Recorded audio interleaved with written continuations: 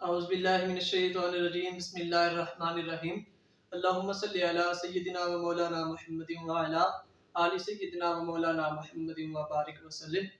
امید ہے تمام سٹوڈنٹس خیریت سے ہوں گے اور رمضان شریف کے روزے رکھ رہے ہوں گے۔ اللہ پاک ہم سب کو رمضان المبارک میں زیادہ سے زیادہ اس کی راتوں میں اللہ تبارک و تعالیٰ کا قرب و لطف جو ہے وہ اس سے فائدہ اٹھانے کی کوشش عطا فرمائے۔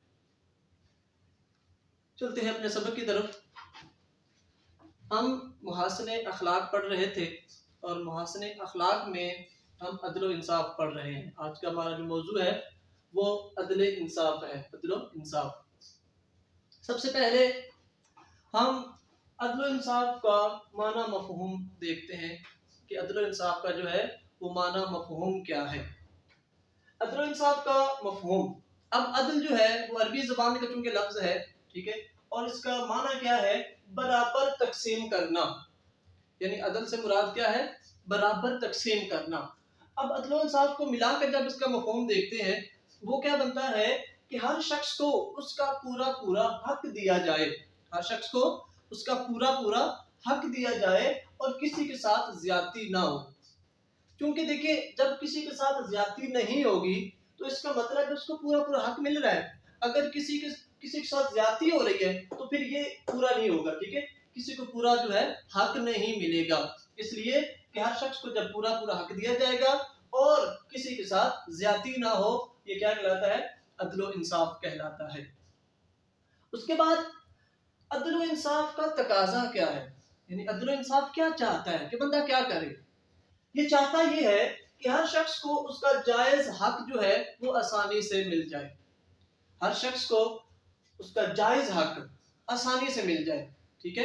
اگر وہ اپنے حق کے لیے لڑے گا، کوشش کرے گا، ٹھیک ہے، میدان میں آئے گا تو اس طریقے سے ایک بندہ آئے گا، پھر اس طرح دوسرے، کیونکہ آپ کو پتا ہے ایک کا حق ہے دوسرے کا فرض ہے، ٹھیک ہے، تو پھر سارا اس طریقے سے وہ جو ہے وہ مسئلہ خراب ہو جائے گا۔ اس لیے ضروری ہے کہ ہر شخص کو اس کا جو جائز حق ہے وہ آسانی سے مل جائے۔ اور اس میں اللہ تبارک و تعالیٰ نے سورۃ المائدہ میں آیت نمبر 8 میں ارشاد فرمایا کہ اے ایمان والو، اللہ کی خاطر انصاف پر قائم رہنے والے بن جاؤ، یعنی کہ انصاف پر ایک تو قائم رہنے والے بن جاؤ اور دوسری بات کیا ہے کہ اللہ کے لیے کام کرو، ٹھیک ہے۔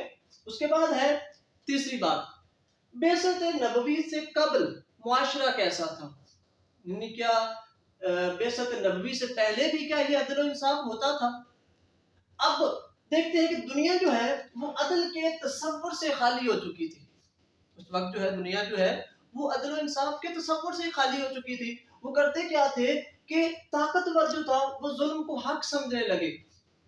جو طاقتور طبقہ تھا وہاں پر وہ کیا کرتے تھے؟ ظلم کرتے تھے، اور ظلم کو کہتے تھے بھی صحیح، ہم صحیح کر رہے ہیں، اور حق سمجھتے تھے، ٹھیک ہے یار یہ جائز ہم کر سکتے ہیں، ہم پڑھے لوگ ہیں بھائی، وہ کرتے تھے۔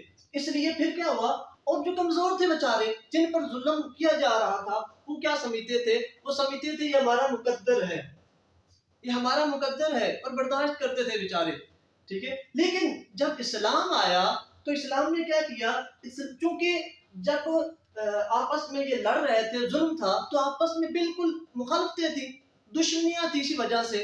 لیکن جب اسلام آیا ہے تو اس نے کیا کیا ہے؟ عدل و انصاف قائم کیا ہے۔ اسلام نے عدل و انصاف جو ہے وہ قائم کیا ہے، اور کہا کیا ہے کہ اس کے ذریعے اس نے محبت اور اخوت قائم کیا۔ وہ جو ٹوٹا ہوا رشتہ تھا اسلام نے آ کے جوڑ دیا، وہ جو آپس میں لڑتے تھے جھگڑتے تھے اسلام نے ان دونوں کو ملا دیا، محبت و اخوت کے بھائی چارے میں ان کو مکس کر دیا۔ اب دیکھتے ہیں کہ اللہ تبارک و تعالیٰ نے ارشاد فرمایا سورۃ النحل میں کہ بے شک اللہ تعالیٰ انصاف اور احسان کا حکم دیتا ہے، ان اللہ یأمرکم بالعدل والاحسان، یعنی اللہ تعالیٰ جو ہے وہ انصاف اور احسان کا حکم دیتا ہے۔ اس کے بعد ہے عدل و انصاف کی اہمیت کیا ہے۔ آپ نے دیکھا کہ آپ نے بعثت نبوی سے قبل کا معاشرہ دیکھا ہے، اب آپ دیکھتے ہیں کہ اسلام میں یعنی عدل و انصاف کی اب سمجھ آئی کہ اہمیت کیا ہے۔ سب سے پہلے ہے کہ دین جو ہمارا اسلام ہے یہ وہ دین ہے جس نے عدل و انصاف کے معاملے میں بلا امتیاز تمام نسل انسانی کے درمیان مساوات قائم کرنے کا حکم دیا ہے۔ یعنی اس نے حکم دیا ہے کہ آپ نے بلا امتیاز یعنی خاص نہیں کیا کہ گورے لوگ جو ہیں ان کے ساتھ احسان کرے یا جو کالے ہیں ان کے ساتھ احسان کرے، بلا امتیاز، بلا نسل، بلا مذہب، ٹھیک ہے؟ اگر وہ یہودی ہے، کافر ہے، عیسائی ہے، مشرک ہے، جو بھی ہے، اگر وہ انصاف کے لیے آتا ہے تو انصاف جو ہے وہ سب کے لیے ایک ہی ہے۔ اب اللہ تبارک و تعالیٰ نے ارشاد فرمایا سورۃ المائدہ کی آیت نمبر 8 میں، وہ فرمایا کہ اے ایمان والو، اللہ کے واسطے انصاف کی گواہی دینے والے کے کھڑے ہو جاؤ، یعنی اللہ کے واسطے انصاف کی گواہی دینے کو کھڑے ہو جاؤ، یعنی جب انصاف کی بات آتی ہے تو اللہ کے لیے گواہی دینے کے لیے کھڑے ہو جاؤ، یعنی جو حق کی بات کرتا ہے اس کے ساتھ کھڑے ہو جاؤ، چاہے جو دوسرا ہے وہ مسلمان ہی کیوں نہ ہو، آپ کا اپنا قریبی رشتہ دار ہی کیوں نہ ہو، ٹھیک ہے؟ لیکن جب گواہی دے رہا ہے سچا جو ہے اس کے ساتھ رہیں گے، چاہے وہ آپ کا اپنا مسلمان بھائی ہی کیوں نہ ہو۔ اب آگے ہے اسوہ حسنہ اور عدل و انصاف، یعنی آقا علیہ الصلوۃ والسلام کے دور میں بھی کیا عدل و انصاف ہوتا تھا؟ اب آقا علیہ الصلوۃ والسلام کا جو ہے وہ عدل و انصاف دیکھتے ہیں۔ اب سب سے پہلے اس کے اندر واقعات ہیں۔ پہلا واقعہ ہے حجر اسود کو نصب کرنا۔ واقعہ کچھ یوں ہے کہ جب خانہ کعبہ کی دیواروں کا مرمت کا کام جاری تھا تو جس میں بیشتر قبائل نے حصہ لیا، جب کام ختم ہو چکا اب ایک ہی کام رہ گیا تھا، وہ یہ رہ گیا تھا کہ حجر اسود کو نصب کرنا تھا، آخری کام تھا۔ اب اس میں کسی قبیلے نے کہا میں رکھتا ہوں، کسی قبیلے نے کہا میں رکھتا ہوں، اب یہاں پر لڑائی شروع ہوگی، خدشہ تھا کہ یہاں پر جنگ شروع ہو جاتی، ٹھیک ہے؟ اب انہوں نے فیصلہ کیا کہ ہم کرتے یوں ہے، ایک شخص نے تجویز دی، ہم ایسا کرتے ہیں کہ جو شخص کل حرم میں سب سے پہلے داخل ہوگا وہ فیصلہ کرے گا بھئی یہاں پر کون رکھے گا۔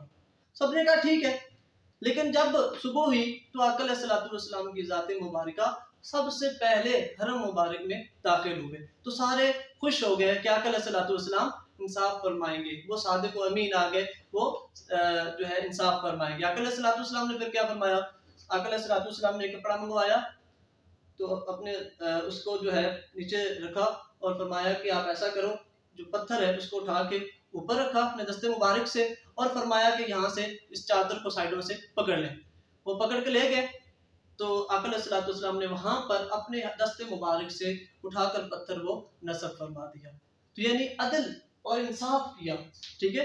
ایک قبیلہ کو بڑا قبیلہ نہیں دیکھا، نہ کوئی چھوٹا قبیلہ دیکھا ہے، سب کو برابر کا عدل و انصاف دے دیا۔ دوسری بات، قبیلہ بنی مخزوم کا واقعہ، وہ فاطمہ نامی عورت نے چوری کر لی تھی، تو پھر سفارش کے لیے ایک صحابی تشریف لائے تو آقا علیہ الصلوۃ والسلام نے فرمایا کہ اگر یہاں پر اللہ کی قسم اگر یہاں پر میری بیٹی فاطمہ بھی ہوتی، یعنی اگر بیٹی فاطمہ نے بھی چوری کی ہوتی تو خدا کی قسم اس کے دونوں ہاتھ کاٹ دیتا۔ تو یہاں پر بھی آقا علیہ الصلوۃ والسلام نے عدل و انصاف کا مظاہرہ کیا، یعنی اپنی بیٹی کے بارے میں فرما دیا۔ تیسری بات، مسلمان اور یہودی قبیلے کے درمیان تنازع، مسلمان اور یہودی کے درمیان تنازع ہوا، کوئی لڑائی جھگڑا ہوا، اب یہ مقدمہ جو ہے وہ آقا علیہ الصلوۃ والسلام کے پاس لے آئے، ایک طرف یہودی تھا اور دوسری طرف مسلمان تھا، تو آقا علیہ الصلوۃ والسلام نے یہودی کے حق میں فیصلہ دے دیا، ٹھیک ہے؟ یعنی یہودی جو تھا وہ حق پر تھا، وہ اپنی بات وہ سچا تھا، اور مسلمان جو تھا اس کے حق میں نہیں دیا، یعنی آقا علیہ الصلوۃ والسلام نے حق کا ساتھ دیا، جو حق میں ہیں ان کو حق پہ رکھا ہے، ان کے ساتھ عدل و انصاف کیا ہے، اور جو جھوٹے تھے ان کو ہٹا دیا وہاں سے۔ آگے حضرت عمر رضی اللہ عنہ کا قول، حضرت عمر رضی اللہ عنہ کو ہے کہ وہ فرماتے ہیں کہ میں نے آقا علیہ الصلوۃ والسلام کو بھی قصاص کے لیے اپنے آپ کو پیش کرتے ہوئے دیکھا، لیکن دیکھیں حکمران کون ہوتے ہیں کہ جو اپنے آپ کو انصاف کے لیے پیش کرے، یہ بڑا مشکل ہوتا ہے، لیکن آقا علیہ الصلوۃ والسلام کی ذات مبارکہ وہ واحد ہستی تھیں جنہوں نے اپنے آپ کو پیش کیا قصاص کے لیے، ٹھیک ہے؟ یعنی اگر کسی نے قصاص لینا ہے مجھ سے تو میں آقا علیہ الصلوۃ والسلام نے اپنے آپ کو پیش کیا۔ اس کے بعد ہے اسلامی حکومت کی خصوصیت، دیکھیں ہم مسلمان ہیں، ہماری ایک اسلامی جو ہے وہ حکومت ہے، اب اپنے جو یہ اسلامی حکومت جو ہے وہ کم از کم اپنے باشندوں کو انصاف فراہم ضرور کرتا ہے، اپنے بشندوں کو انصاف فراہم ضرور کرتا ہے۔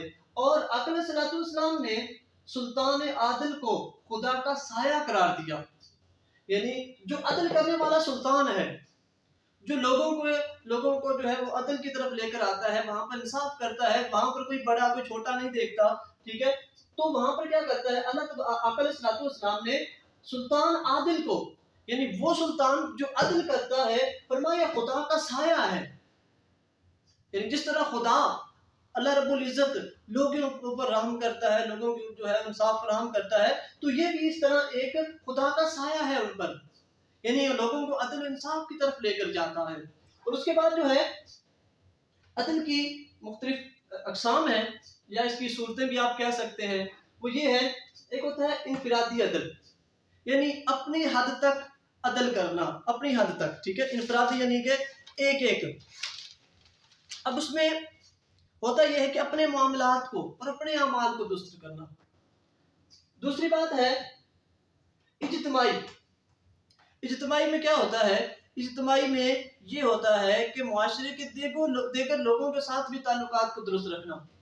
یہاں پر تھا اپنے اعمال کو درست کرنا، اب وہاں پر کیا ہے؟ اجتماعی یعنی لوگوں کے تعلقات، لوگوں کے ساتھ اپنے تعلقات کو درست رکھنا، ان کے حقوق پورے ادا کرنا، ٹھیک ہے، اور مثلاً عدالتی معاملات میں عدل کرے، ٹھیک ہے، عدالتی معاملات ہیں، اب وہاں پر ظاہری بات اپنے بھی ہوتے ہیں، غیر بھی ہوتے ہیں، تو وہاں پر کیا کرے؟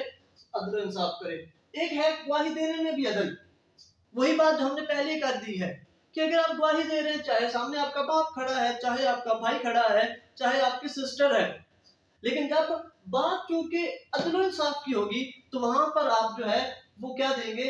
حق کے ساتھ رہیں گے، چاہے وہ آپ کا بھائی ہے یا چاہے آپ کا جو بھی ہے، ٹھیک ہے، آپ کیا کریں گے؟ گواہی دینے میں بھی عدل ہے، آپ گواہی بھی دیں عدل کے ساتھ۔ ناپ تول میں عدل ہے، آپ کوئی چیز لینے کے لیے جاتے ہیں، وہاں پر بھی کوئی چیز تولتے ہیں، اب تولنے میں بھی کیا ہے؟ عدل کریں۔ یہ نہیں ہے کہ وہ دیکھ رہا ہے تو ٹھیک ہے جی، اگر اس کی نظر اس طرف ہوئی ٹھیک ہے جی، ایک دو نکال کے کام مکمل کر دیا ہے، تو وہاں پر بھی آپ کو اس کا، اگر آپ ایسا کیا تو اس پر آپ کو گناہ ملے گا۔ اب آتے ہیں لاسٹ بات ہے ہمارے پاس، عدل و انصاف کے فوائد۔ عدل و انصاف کے فوائد جو ہیں وہ درج ذیل ہیں۔ نمبر 1، رضا الہی کا سبب، اللہ پاک کی رضا حاصل ہوتی ہے۔ جب انسان جو ہے وہ عدل و انصاف کرتا ہے تو اللہ تبارک و تعالیٰ کی کیا ہوتی ہے؟ رضا حاصل ہوتی ہے، اللہ تعالیٰ کا بندہ محبوب بن جاتا ہے۔ دوسری بات، باہمی اتحاد کو فروغ ملتا ہے، آپس کے تعلقات بہتر بن جاتے ہیں، باہمی اتحاد، آپس میں اتحاد ہو جاتا ہے۔ دیکھیں جہاں پر آپ عدل و انصاف نہیں کر رہے تھے تو وہاں تو جھگڑے لڑائیاں جنم لینی تھی نا، اب آپ نے انصاف کیا ہے تو باہمی اتحاد کو فروغ ملا ہے، اب اتحاد جو ہے وہ بڑھتا جائے گا قبیلے کے اندر۔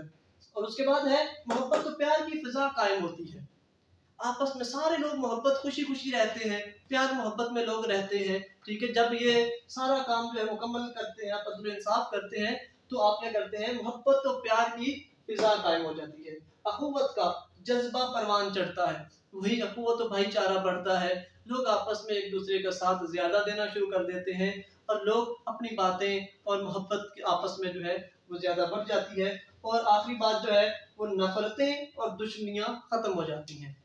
انسان کے درمیان وہ جو نفرتیں ہم پال رکھی تھی ہم نے بددیانتی کر کر کے، وہ جب ہم نے انصاف کیا ہے تو انصاف سے اگلا بندہ خوش ہو جاتا ہے، اور اس سے نفرتیں اور دشمنیاں جو ہیں وہ ختم ہو گئی۔ اب اس کا حاصل کلام یہ ہے کہ زندگی کے تمام شعبوں میں، ویسے تو زندگی کے تمام شعبوں میں، لیکن برعکس جو ہے زندگی کے تمام شعبوں میں، اور ہوتا یہ ہے کہ جب زندگی کے تمام شعبے ہیں تو خصوصاً عدل و انصاف کے معاملے میں آقا علیہ الصلوۃ والسلام کا اسوہ حسنہ ہونا چاہیے۔ اللہ پاک سے دعا ہے کہ آقا علیہ الصلوۃ والسلام کے اسوہ حسنہ پر عمل کرنے کی توفیق عطا فرمائے۔ السلام علیکم۔